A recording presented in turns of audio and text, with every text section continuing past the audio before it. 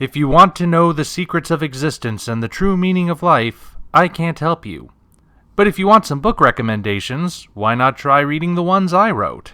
If you're a fan of giant monster mayhem and anime weirdness, why not try Operation Red Dragon: The Daikaiju Wars Part 1? If horror is more your style, you can't go wrong with The Occult Mafia.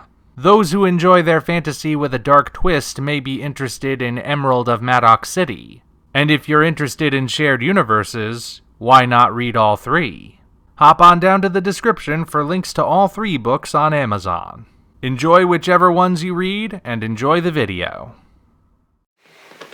Hello, ladies and gentlemen. I am the Omni viewer, and I don't intend to keep making very simple videos like this, but Godzilla vs. Kong is still trending, so I'm just gonna ride this wave until it reaches the shore.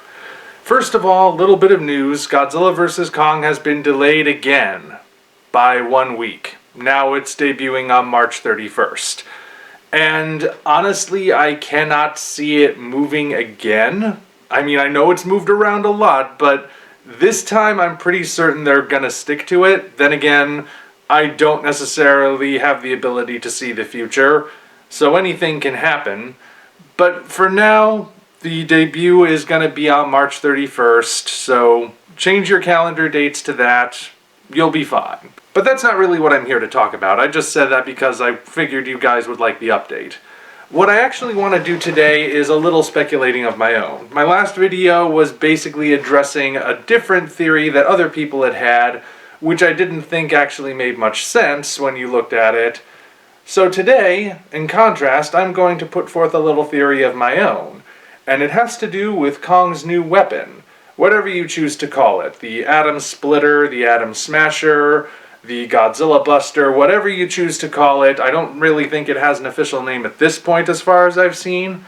But obviously this is the weapon that Kong is going to use to give himself at least a bit more of an edge when it comes to fighting Godzilla. Something that can actually act as a way to counter Godzilla's atomic beam.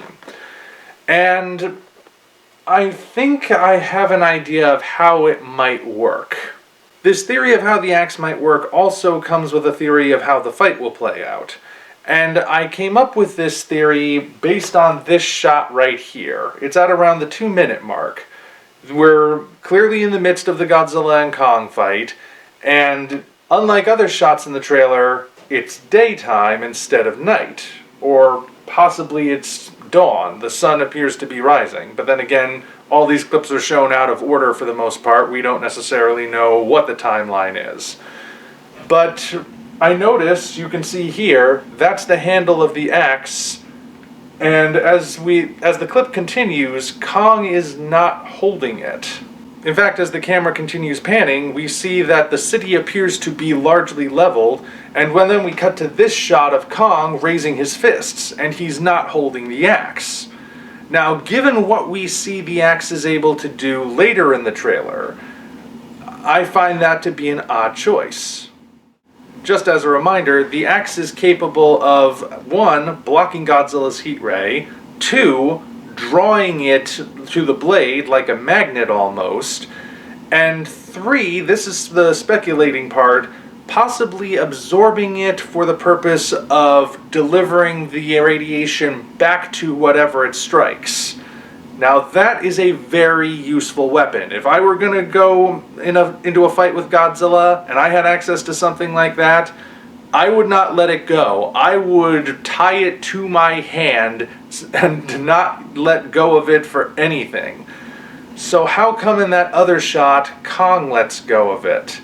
Why would he not be continuing to use a weapon that useful against his opponent? And this is where my theory really kicks in. I believe that the axe has a limit. I believe that it has a limited number of times that it can actually do that sort of thing. It can probably be used to chop and hack any number of times, but as far as being able to do this, I don't think that's something that it can just do the whole way through. In that case, I would say the way the axe works is that it absorbs the heat ray, it absorbs the energy and the radiation, and stores it in the blade for a very specific moment. It could be done maybe a couple of times, but let's say just for the sake of tension, it can only be done once. It stores up all that energy, and when it reaches a certain limit, that's when you have to deliver the killing blow. Otherwise, it's spent. The blade will shatter when the explosion happens, and you just won't be able to get a shot in like that again. And frankly, if that is the case, I think it's a good idea because that raises the stakes. So, how might the fight go? It might go like Kong brings his weapon into battle, and he'll do sort of a hit and run every now and then.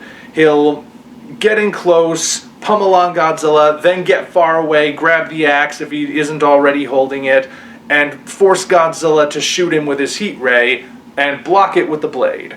The heat ray, the energy goes into the blade, stores up, and Kong keeps doing this until Godzilla eventually catches on that that's what Kong is doing, and then maybe he knocks the blade out of Kong's hand and forces him to stay in close quarters combat for a while, and we have this intense portion where Godzilla and Kong are only fighting hand to hand. We get a shot like that, that's a night shot earlier in the trailer, until finally Kong manages to somehow break away, get the axe back again, and decide, alright, it's now or never, which leads to this moment, and he lands a blow, but it's not fatal. We get that explosion, and then the dust clears, the sun starts to rise, Godzilla and Kong both get up, they both took a bit of damage from the blast, but they're both still standing. They're both still